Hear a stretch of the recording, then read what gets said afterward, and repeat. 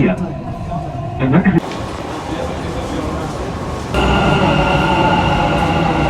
Bitch! Uy, thank you. Thank you. Can I see what you said?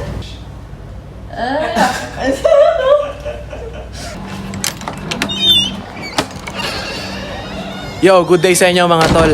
Ako nga pala si Jano, aka Pablo ng Dubai. Samahan niyo ako ngayong araw na to bilang isang hairdresser dito sa Dubai. Let's go!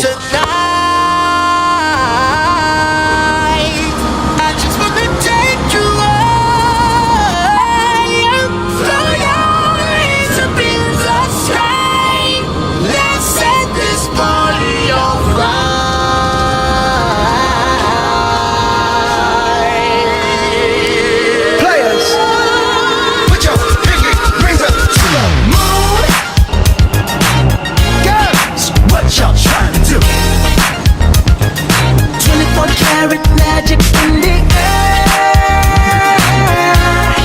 Head to toe so clear. Look out!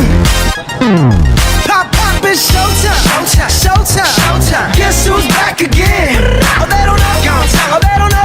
I bet they know as soon as we walk in. Show up, I'm wearing. Yun, sa puntong to, kabababa ko lang ng metro mga tol, no? Ay nagtap muna ako dyan at naisipan kong bumili ng pananghalian ko dito sa may minimart na to mga tol. At naisipan kong bumili dito ng sisig at sitaw, ayan. At dito malapit na ako sa trabaho ko mga tol, ayan. Andito na ako sa Villanova mga tol, na kung saan isa siyang kids salon mga tol, no? At merong playground sa kabila. At dito binuksan ko na yung pinto mga tol, no? Para makapag-umpisa na ako makapaglinis. At magawa ko na rin yung ibang tungkulin ko dito sa loob ng shop mga tol, no? Kasi hindi pwedeng petiks dito mga tol. Yan, binuksan ko na rin yung mga switches mga tol, no? Para makapag-umpisa na ako maglinis. Kasi hindi talaga ako nag-a-accept ng client kapag madumi yung kapaligiran ko mga tol, for your information. Yan, pinagpagan ko na mga tol. Tapos binlow dry ko yung mga kasulok-sulukan ng upuan na yan mga tol. Kasi ultimo kahit isang hibla lang ng buhok mga tol, bawal na bawal yan dito sa Dubai mga tol, no? Tsaka para lang sa pagkakaalam nyo mga tol, no? Isa ang Dubai sa pinakamahigpit na bansa mga tol. Dahil kahit anong maling galaw o maling kilos mo dito sa Dubai, magmumulta ka. At yan, nililinis ko na yung sterilizer, pinupunasan ko at pinapainit ko na ng sa gayon mailagay ko na yung mga kagamitan, which is yung gunting, suklay, at kung ano-ano pang kagamitan sa buhok mga tol, no? At dito mga tol, no, nag-almusal muna ako rito ng bahagya dahil gutom na ako. Ano yan? Uy, thank you. Thank you. Ayan, at ayan, dumating na yung kliyente ko mga tol, no? Kung mapapansin nyo, naka-blur yung mukha nila, yung nanay niya, tsaka yung mismong kliyente ko. Kasi mahigpit na pinagbabawal yan dito sa Dubai mga tol, no? Ang pagkuha ng litrato, no, without permission ay isa sa pinaka-illegal na gawain dito sa Dubai.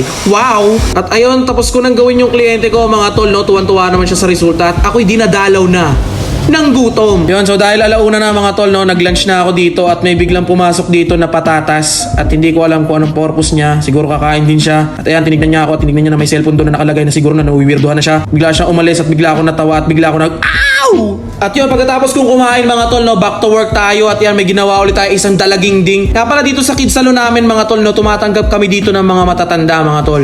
Nagugupit din kami ng mga mother, ng mga father, mga mother-father. Oh! Bars! Ayun mga tol, no, closing na tayo, which is kailangan na ulit natin maglinis at isalansan yung mga buong gamit natin dyan at sterilize ng maayos yung mga gunting, kutsara, tinidor, alis, buntis, pulis, lis. At yun, puwera biro nga pala mga tol, no? At dahil fast learner tayo mga tol, naturuan kaagad ako ng kasamahan ko dito kung paano magsara ng POS machine. At dahil naturuan kaagad nila ako, ilang araw pa lang ako dito sa company, ay napagkakatiwalaan na kaagad nila ako at naiiwanan na nila ako, kaya kaya ko na magsulo rito. At yun lang, babay sa inyo, salamat sa inyong panonood, mga puta kayo. Wow! Wow!